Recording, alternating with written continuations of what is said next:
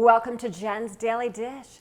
Today we're making pan de cristal, which means glass bread, which means, that's right, it's going to have a shatteringly crisp crust and very holey interior.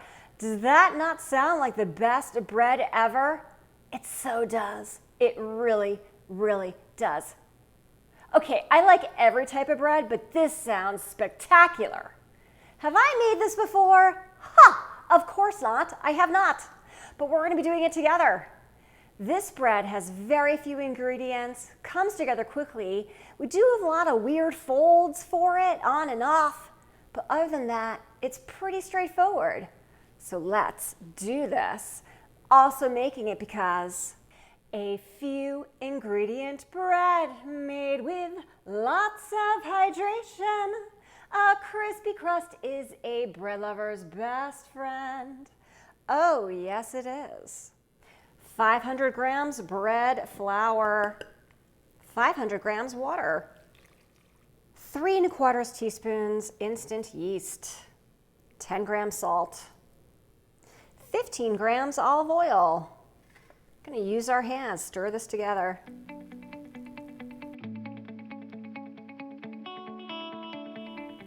In a square pan, 8 by 8 or 9 by 9, or in a 10 by 7 pan, put a tablespoon of oil in it and get it all around.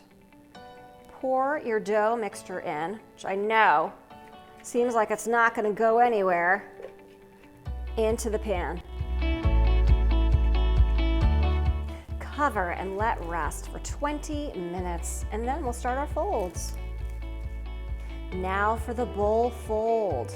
Take a section and fold it over. I know, you're thinking this is not going to turn into anything. And I'm not so sure myself, but I promise you it will.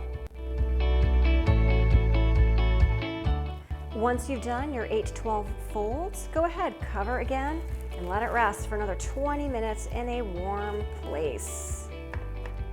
Wet your hands.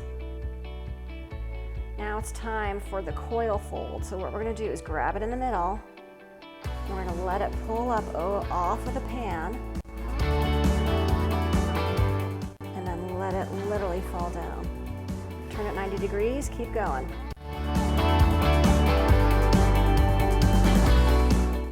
Okay, let it rest for another 20 minutes. Wet hands again, coil fold number 2.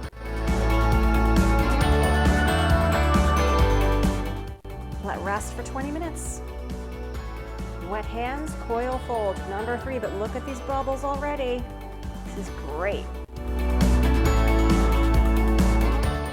Let it rest. 20 minutes. 4th and final fold, those bubbles are fabulous. Cover and now let rest in a warm place from 80 minutes. 80 minutes are up. Look at that. Trick, spray with Pam. Flour your surface heavily. Look at those lovely air bubbles. All right, it's gonna pour out like the blob. Whoa, look at that. Oh my goodness. Now I know why you have to heavy flour your surface. This thing is very delicate. Now, if you made the full batch, you'll cut this into 4 pieces. Because I made a half batch, I'm just going to cut this into 2 very quickly and carefully, just like that. I'm going to help it keep its shape. Move it over to parchment paper. Let your dough sit at room temperature for 2 hours. If you have a cold room, go ahead, put it in the oven and turn the oven light on. That will help keep it warmer so that it can rise. During the 2 hours, you're going to go ahead and get your pizza stone ready, because ideally that's what we're cooking it on. And preheat your oven to 475 degrees. Yes, you heard me right, scorching. 475 degrees. Let that pizza stone heat up. 2 hours are up, and you'll know it's ready when you see these lovely bubbles. Look at that, lovely. Okay, let's get it into the oven. into that scorching hot oven on your pizza stone for about 30 minutes. Time's up. Time to take them out.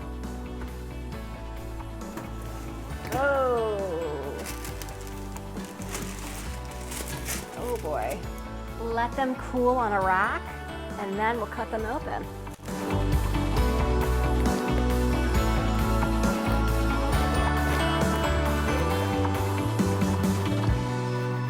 Oh, wow! Holy mackerel! Look at this! Oh, yes! Crispy, shattering crust, just like glass. The Pan de Cristal lives up to its reputation. Look at all those lovely holes in the soft bread inside. Pear-shaped or round-shaped, who cares what size those holes take? We don't care because it's going to be delicious. Let's taste it. Oh, that crack. Fabulous. Look at this. Look at this. Let's take a bite of the crust.